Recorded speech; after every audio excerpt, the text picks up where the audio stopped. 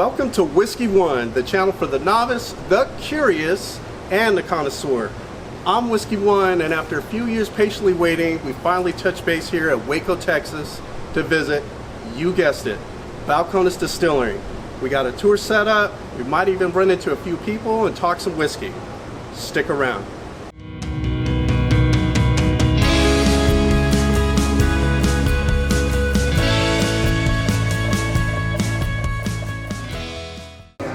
All right, folks, so I'm here at the Balcones Distillery and we're in the tasting room, as you can see, and I've had the pleasure to meet up with Jared Himstedt, who's the head distiller of Balcones Distillery.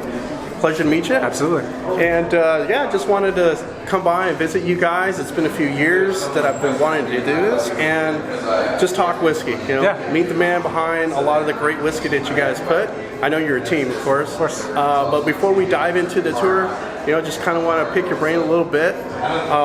Sure. And one of the first things that I think I'd like to know more about is, I'm an out-of-towner from New Mexico, and I noticed that you guys are now shipping online, right? A lot of the core range of your whiskeys are available online. And I think one of the first things that immediately comes to mind is, okay, those specialty releases that are distillery only. Do you feel like, or do you know if any of the like special releases, like more of your cask strengths, will be available online as well? Yeah, this year is kind of tough. We've just gotten into a lot of the states, but we're talking about how to manage that going forward. One of the tough things is, you know, the whiskey that can come out next year got laid down a long time ago. Yeah. So the volumes we have for certain things, it is what it is. Sure. Finishes can be done sometimes pretty quick. You know, you can get some casks and wrap something up, you know, in 6-9 months. But that's definitely the plan. I'd like to explore more, even regional, because we do too much. I mean, we have way too many special releases. So even in Texas, there's been a little bit of like, hey, can we just maybe have like 6 or 8 a year instead of like, you know, 17? Just gets a lot of shelf space. So part of what we're talking through is maybe some of those going to specific markets. So like, you know, something that we would have tried to do here that ends up clogging up the shelf a little bit. Like, yeah, maybe that goes to Colorado. Maybe this thing over here goes to Minnesota next year, or New York, Chicago, whatever. And just trying to find other communities that are willing to take a certain amount, so we don't really have to slow down, but we don't have to like try and dump it all in Texas, you know. But that's some of the business side that's like just really tricky. It's just you're moving these puzzle pieces and you're moving parts around and trying to make it all work at the same time. Just still doing it the way you do it and just exploring things that are interesting to you. But it's got to go somewhere. And ironically, you spend just as much time trying to address people's frustration as you do people's excitement, right? We're also not representative of like the bigger market. People like us, or those kinds of things are what we're looking for. Right. Doesn't mean I can drop, you know, a 9-barrel special release blend on New Mexico and expect it to move, right? So yeah, it's tricky. It's a mess. Come see us. And that's the thing. Like, you guys do put out a lot of interesting and unique whiskeys. Matter of fact, like, what are you sipping on right now? Like, what's in your glass? So this is our wheated bourbon. I can't remember what the age statement is on it. We do wheated and high rye and the blue corn bourbons just once a year. And the bourbon's not really our main focus by a long shot, but we have these. We use them in the pot still blend, and so every once in a while we just put aside some that we really like that are getting a little older, that we think are better, more developed. I think the high rye went to market this year, so it's actually going to ship in Texas. They've mostly just been distillery only, but that's outstanding, because that's what's in mine. Oh, you good? Is good. the high rye? Yeah. I had the wheated. I started with the wheated, then went to the. When you got to get the blue corn bourbon, because that's your favorite, right? So yep. You got to move on to that. So yeah, I stopped by yesterday because I knew I was in the area, and yeah, I walked out with a few gems. Good. And I think I met up with Cory and explained to him, I have the 2019, the 2020. I saw that you have the 2021, so I had to grab that. And that's the thing, like bourbon, rye, that's not your biggest staple. I think your biggest staple is more on the side of the single malts and stuff like that. Yeah, for sure. And you guys, I mean, with single malt, there's really no barriers to break there. Like, you can literally do anything you want with the single malt right now. Right now. Ironically, the barrier is to like create the definition, you know. Yep. Because as it is right now, anybody can pretty much put anything they want in a bottle and call it a single malt. But that's soon to change, right? I hope so. In I hope December? so. December, the TTB is supposed to look at it. It's on the agenda to be discussed in December. Okay. If they decide they want to vote on it, then there'll be a public comment period. Okay. So industry folks, just drinkers, consumers, distributors, anybody involved who wants to say, I think this is great, or I think it's a horrible idea and why, they'll aggregate all those comments. They've already done this once before and it was overwhelmingly positive, most of the feedback. And at the end of that period, then they'll vote. But And I know that's fingers kind of, crossed. Yeah, and I know that's probably more of a nerdy question, you know, like you know, the single malts and that's getting important to us. codified. Yeah. It's important to me. Yeah. I know it's more important to you. It's been a long time coming, and I think some of what's happened in the last few years, you know, recently, even most recently Japan, watching kind of the value of what Japanese whiskey means degraded and devalued because it doesn't necessarily mean much of anything. Right. You know, you could literally buy a bunch of Scotch or Irish whiskey or whatever, bottle it in Japan, and that's enough. You know, even a few months ago, and they finally addressed it. Thank goodness. But, you know, for a category that was so huge and so beloved, for people to be slowly finding out it's a lot of smoke and mirrors. Like, that's not something you want to happen. Right. So I think getting ahead of it and making sure, like, if we're going to bother to try and make this a thing and continue to grow it and grow global awareness about single malt being made in the U.S., it's got to mean something, you know. Absolutely. So there is an analogy that my wife and I came up with when we tried to describe Balcones and really what it is that you do here.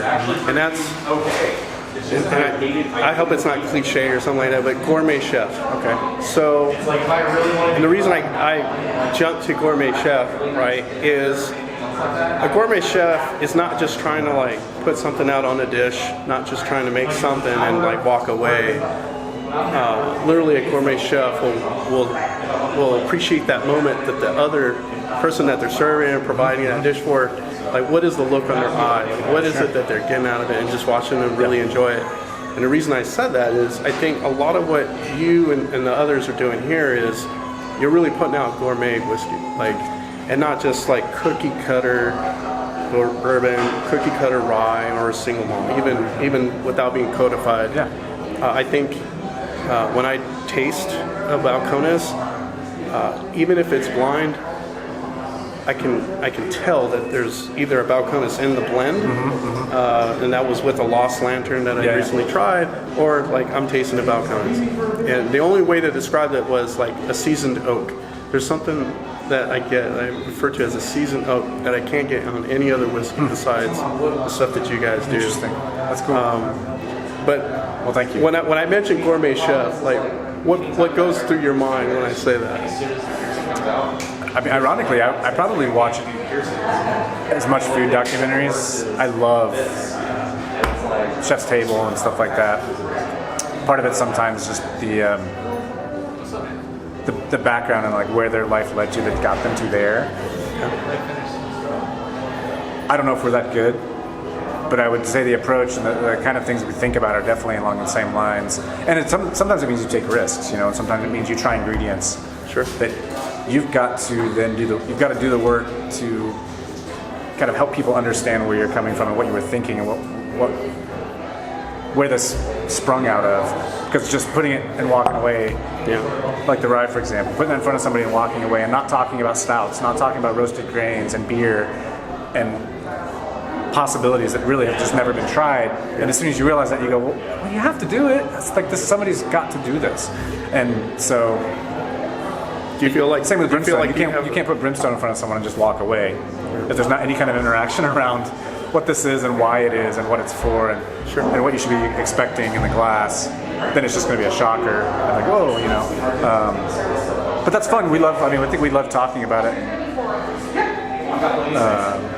Kind of the informational, educational side of things just as much as making. So it's a perfect fit. It's like, oh, you have to talk about this? Talk to people about it? Like, that's great. Yeah. I don't want to just like anonymously hand something off anyway. Let's have a conversation, you know? So, yeah. Well, this I can say about Balcones. It's always been an interesting conversation starter for me, anyway. Especially with friends that either are new to whiskey or they're not new to whiskey, but they've never tried a Balcones. They maybe heard of it, and they try like, this is very interesting. There's a lot happening here. And that's regardless of whatever I serve them, you know. Yeah, and I think people assume that you want everyone to love your stuff. Like I don't think it's all for everyone, you know. And if you're looking for like a Rittenhouse or something just local, I know our rye's not going to be that for you. Right. So I'm not offended if it doesn't check the box for you, if that's what you're looking for. If you want column still, yellow dent corn, you know, wheater from Kentucky, like I don't make that. Right. So if you don't like ours and that's what you're looking for, there's an obvious reason why that's the case. But we're pretty okay with that. If you make something that nobody hates, you're probably also making something that nobody really loves, you know. You can hit that middle ground, and then everyone's kind of like, sure, it's not offensive. I can guarantee you no one's going to be passionate about it. No one's going to actually like adore it, love it, you know, seek it out. So we're okay with that. Well, this place definitely feels, I don't know enough of the inner workings, but it feels like you guys have enough freedom to explore it, like to do whatever it is that you feel like making. We've yet to have a major like financial fail. At that point, I'm sure the investors might tighten the leash a little bit. Yeah. But usually when we get weird, it works. So I think as long as that keeps going, they're fully behind it. So do you see any big changes happening with any of your core range or anything like that? Oh, you know, I don't know. We've been talking for a while about wanting to have maybe a bonded wheater or something as part of regularly available. I still love traditional rye, so we're talking about next year maybe laying down some just traditional raw. It'll still be pot still, but without all the specialty grains, and having like another rye to come beside the other one that is a little bit more straightforward, a little more traditional. I mean, we're always doing something. We've been playing around. We've always done sweet mash, but we've been playing around with back set this year on like American styles, bourbons and ryes. We've got a bunch of huge casks that we had to have custom made, so the 500 liter, 132 gallon, massive virgin oak casks, so we can make bourbon and rye in. There's always something, you know.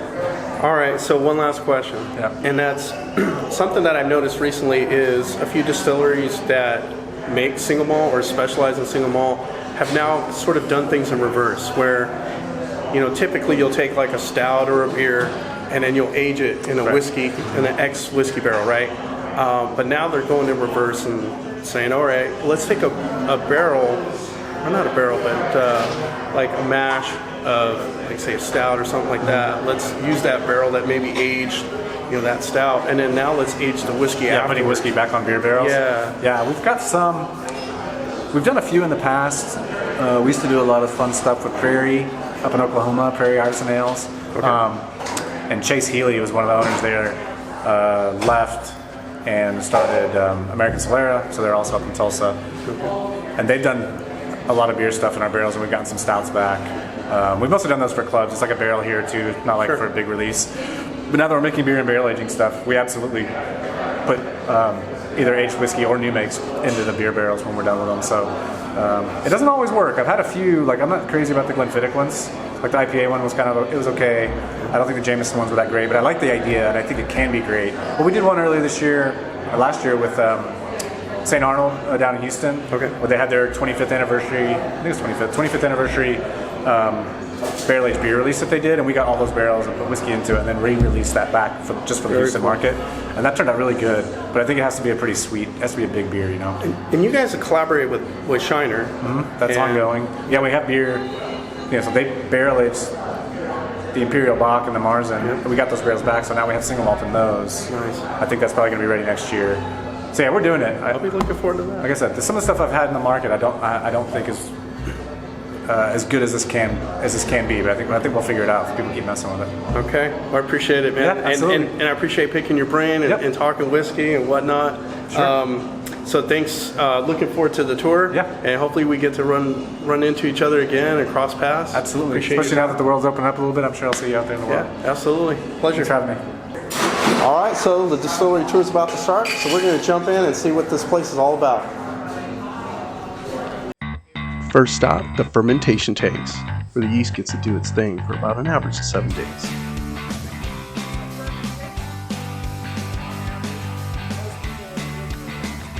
Now we get to see the cereal cooker, which you can see there on the left, and then the mash tun will be right there on the right. These guys surprisingly are now into making beers. Phenomenal stuff, by the way. It started as a bit of a passion project for us, and there's a number of people in our production that are relatively historied in making beer, Jared being one of them, but a big one also being Tommy, our distillery manager. He is quite the lad back there. He's very good at making recipes, and it's a lot of fun having some Balcones beer to share the love around Waco. We don't do enough to bottle up or can, and I really don't know if we have the intention of doing that in the future, but we do make enough to keg up, have some here, and send to various bars throughout Waco and share some of that local craft beer love. As a production worker, I'm very thankful that they decided to add that brewery. I love whiskey, sometimes to a fault, but at the end of a hot day of work, it's pretty nice to have some taps available to go to and have a nice refreshing beer by the end of it. I'll probably be having one at the end of this tour, so if that says anything. I'll have one with you. Do what? I'll have one with you. Hey, cheers, man. Yep. Y'all ready to see the stills where the magic happens? Absolutely. That's where it goes. All right, y'all. So, as you're gonna hear, the stills are running. It's very loud, very hot in that room. I'm gonna talk about them really fast right here. And then as we walk through, you guys can look and all that, ask questions, and then I'll open the door on the other side and we can trickle out. We use what is known as a double batch pot distillation system, and that means two things. Double batch, all of our spirits are distilled twice before barrel aging, once in a wash still and then again in a spirit still, and pot stills being the type of stills that we use. These were built for us custom by Forsyths out of Scotland. They're one of the premier pot still builders in the world, and we are very fortunate to have these stills to work on. They go a very long way in creating the flavor profile that we're so well known for. Quick walkthrough. We're going to take the wash that we just made at the fermenters, pump it into a wash still, heat it up to the boiling point of alcohol, right around 175 degrees, at which point that alcohol is going to start to evaporate off. We'll then condense it back down into what we call our low wines, and at this point it's sitting right around 25% ABV. We're then ready to send that to a spirit still and do the same process. Only here we're going to make three cuts: heads, hearts, and tails. Heads are your really high-level heady alcohols that evaporate off first. Then we start getting into our hearts. That's the good stuff that we're going to take and we're going to barrel. After about 4 hours of running through our hearts on this scale, we start getting down into our tails, our base level fusel alcohols. We take our heads and our tails, combine them into our faints tanks to be recombined with the next batch of low wines and redistilled the next day. So similar to what I was speaking to with the grain, not wasting any product. The process of distillation gives us a brand new set of heads, hearts, and tails every time, but it allows us to continue to use our faints and extract as much flavor from them as we can. We think there's still a lot of good notes in there. We just need to coax them out through multiple distillations. And because we're pulling from and adding to the same tanks each time, we're making for a more consistent distillation with every run. Y'all ready to see what $4 million worth of copper looks like? Oh yeah. Let's check that out. These things are massive. That is a lot of copper, folks. As the distillate starts to make its way up through those coils there, that's where the distillate cools down and the magic really starts to happen.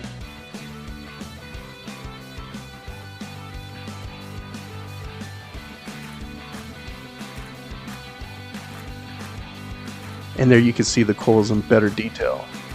As the distillate starts making its way slowly through each coil, that's where Balcones separates itself from everyone else.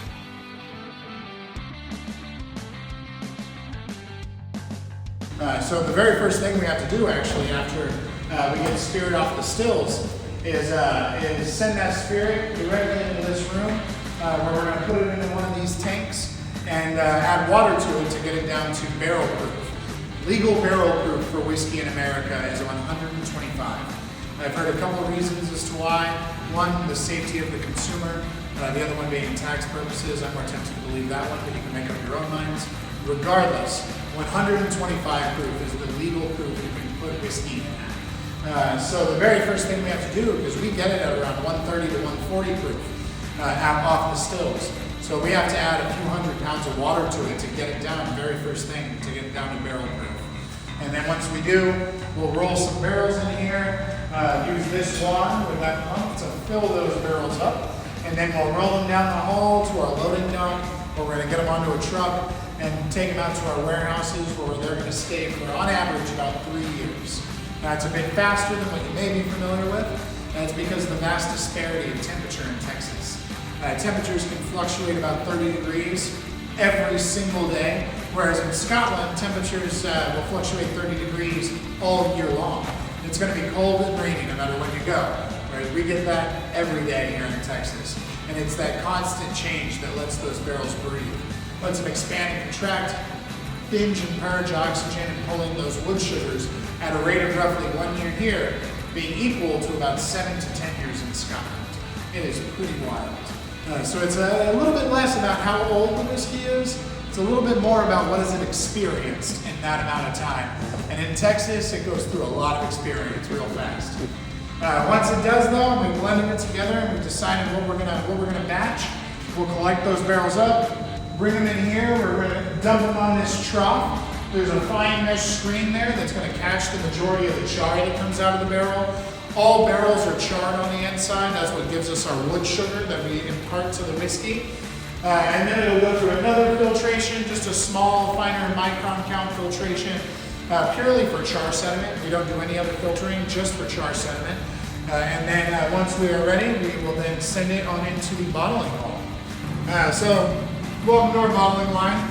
We originally did all of our bottling by hand, as a lot of startups do. We filled it, corked it, labeled it, added our little wax emblem to it with a hot glue gun, all by hand.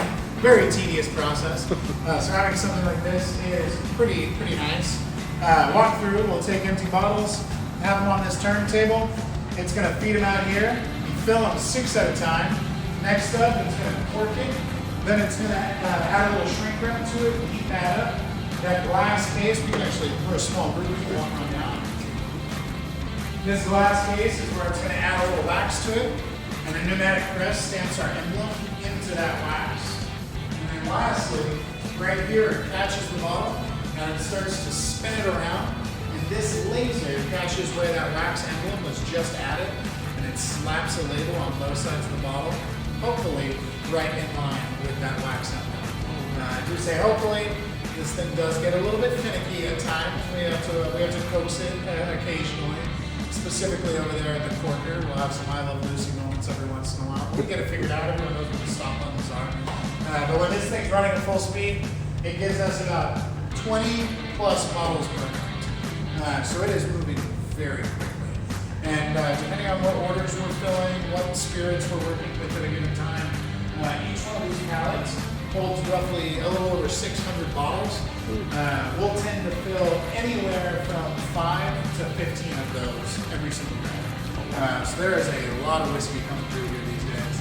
It's a good time to be about Balcones. So we're about Balcones today. That's right. That is right. Speaking of all this whiskey, you know where you drink some whiskey? I am. Let's drink some whiskey. All right, the tasting room. And so there's 5 because there's 2 extra. You guys can step in front of a glass, and I'll step on the other side and get started. Absolutely. My favorite part of the tour, tasting their core lineup. The baby blue, the bourbon, the rye, and their single malt. Not a bourbon. A lot of people say our hot still bourbon is actually a bit smoother than our baby blue, even though it is a year older and whatnot. The reason for that is because of all the extra wood sugar it has. It gets so much more wood sugar from those fresh barrels, and that's what kind of balances with the alcohol in it and gives it much more of a smooth and sweet component. I'm going to zoom in on Darth. It's protected. Alright.